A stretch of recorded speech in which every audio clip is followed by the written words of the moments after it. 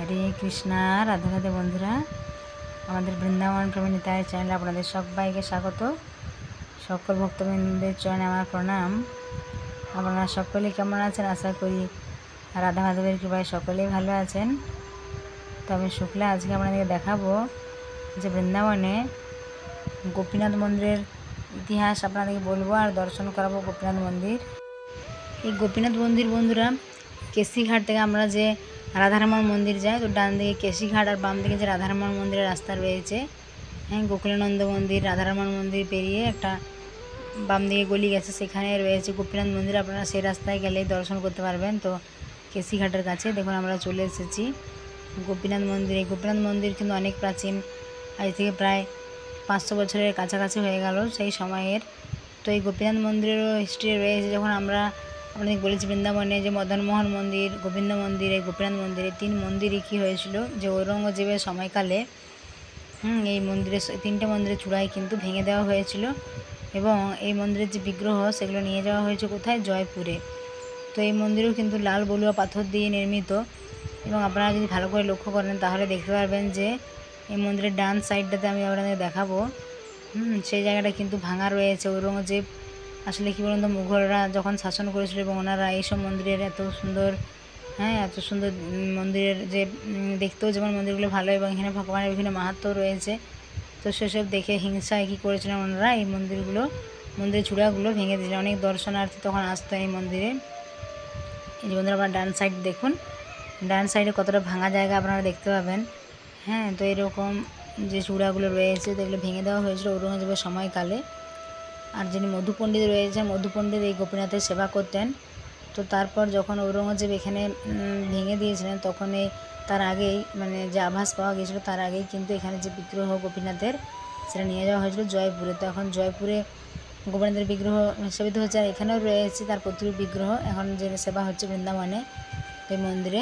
আর মধু পণ্ডিত যে সেবা করতেন, তো ওনার সমাধিস্থল আপনাদেরকে শেষে দর্শন করাবো। আর এছাড়া এখানে আরও রয়েছে, ডান দিকে দেখুন প্রথমে রয়েছে এখানে বংশীধারী মহাপ্রভু, এরকম কিন্তু কোথাও দেখা যায় না। দেখুন এখানে লেখা রয়েছে বংশীধারী মহাপ্রভু। তো এখন এই মন্দিরটা আপনাদের দর্শন করাবো যে কত প্রাচীন মন্দির। দেখুন বন্ধুরা, আপনারা ভেতরটা যদি ভালো করে দর্শন করেন তাহলেই কিন্তু বুঝতে পারবেন যে মন্দিরের কত প্রাচীন। হ্যাঁ, আজ থেকে প্রায় 500 বছর আগেকার সময়কার। দেখুন এখানে রয়েছে বাগান। তো এই বাগানে কী হয়, ফুল হয় গোপীনাথের জন্য। তো যারা ভক্তবৃন্দরা রয়েছেন তারা এখান থেকে ফুল সংগ্রহ করেন গোপীনাথের জন্য। এটা হলো গোপীনাথের বাগান। আর এইখানে কি হয়, বছরে যখন মাঘী পূর্ণিমা হয় সেই সময় মন্দিরে অনেক অনুষ্ঠান হয়। হ্যাঁ, তাছাড়া দোল পূর্ণিমার সময় অনুষ্ঠান হয়।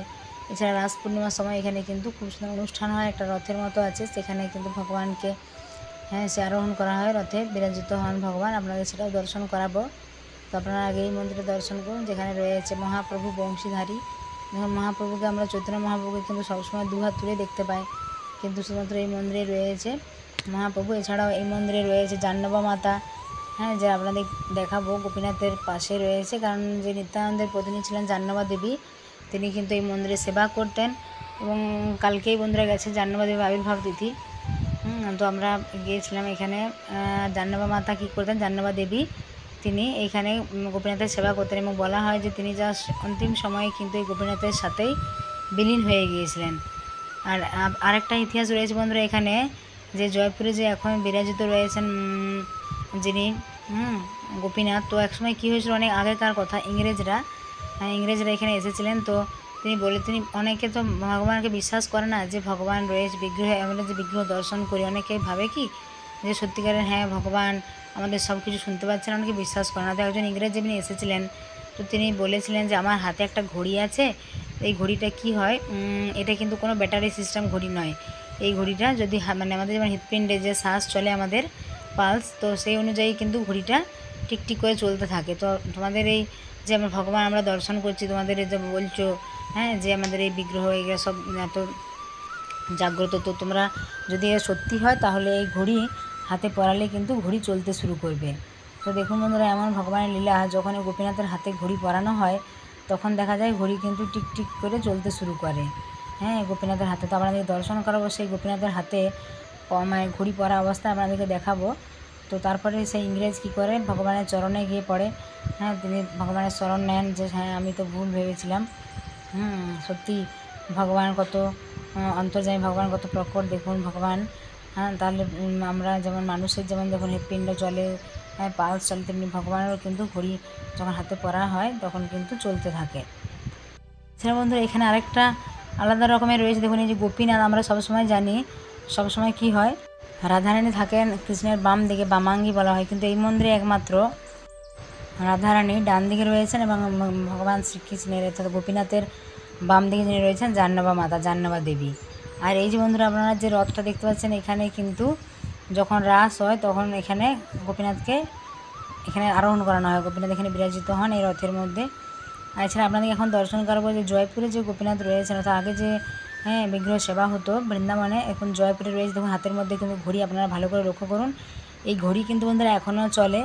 হ্যাঁ, তো দেখুন আরও এখানে আরেকটা আপনাদেরকে দর্শন করেছে, এখানেও দেখুন গোপীনাথের হাতে কিন্তু ঘড়ি পরা রয়েছে।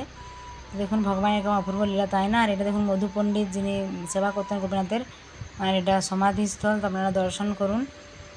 তো আজকের এই ঘটনাটা আপনাদের কেমন লাগলো বন্ধুরা অবশ্যই জানাবেন এই গোপীনাথের।